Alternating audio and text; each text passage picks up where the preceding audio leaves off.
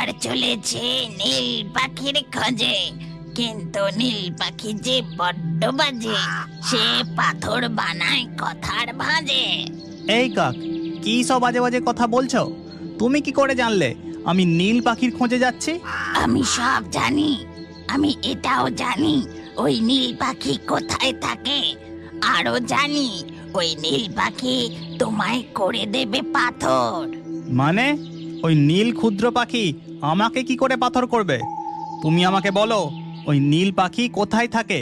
এরপর কাক লাল কমলকে নীল পাখির ব্যাপারে সমস্ত কিছু খুলে বলে। আর মনে রেখো, তুমি কিন্তু ওই নীল পাখির ফাঁদে পা দিয়ে তার সাথে কথা বলবে না। আসল কাজটা করে ফিরে আসার আগে পর্যন্ত কোনো কথা বলা চলবে না। মুখ বুজে থাকবে। ঠিক আছে ঠিক আছে, আমি তাই করব। এবার তবে আমি আসি। এই বলে লাল কমল জঙ্গলের পথ ধরে ওই নীল পাখির উদ্দেশ্যে হেঁটে যেতে থাকে। অনেক দুর্গম পথ অতিক্রম করে কাকের কথা মতো পৌঁছায় সেই জায়গায়। ওরে বাবারে, এরা কারা? এখানে কত সবার পাথর মূর্তি। ওই তো পাশে জলাশয়টাও আছে। আর আর ওই যে গুহাটাও দেখা যাচ্ছে। যাই, আমি একটু এগিয়ে যাই।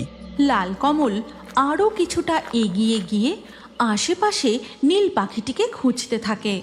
ওই নীল পাখিটা যে কোথায় কি জানি। তাড়াতাড়ি ওকে বন্দি করে তারপর এখানের কাজ সম্পন্ন করে ফিরে যেতে হবে।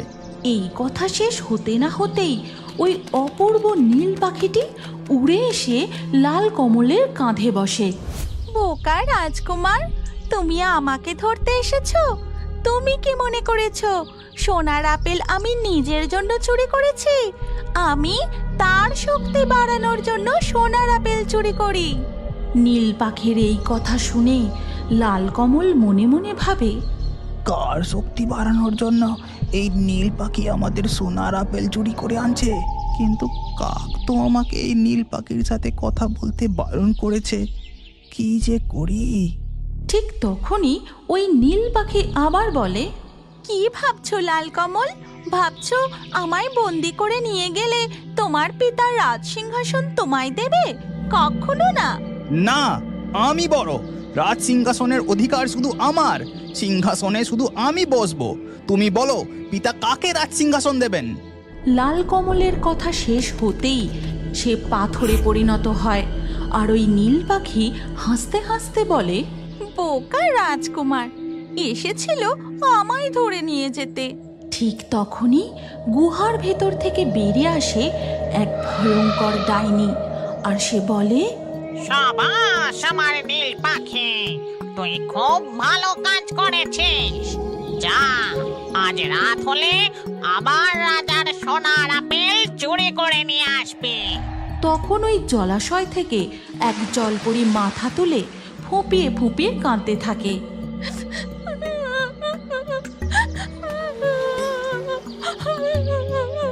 তুই শুধু কাঁদতেই থাকবি, এখান থেকে তোর মুক্তি হবে না। তোকে কেউ রক্ষা করতে পারবে না। ঠিক তখনই দেখা যায় কে যেন কালো চাদর মুড়ি দিয়ে ডাইনির কাছে আসে। আর ডাইনি ভয় ভয় তাকে দুটো সোনার আপেল দিয়ে দেয়।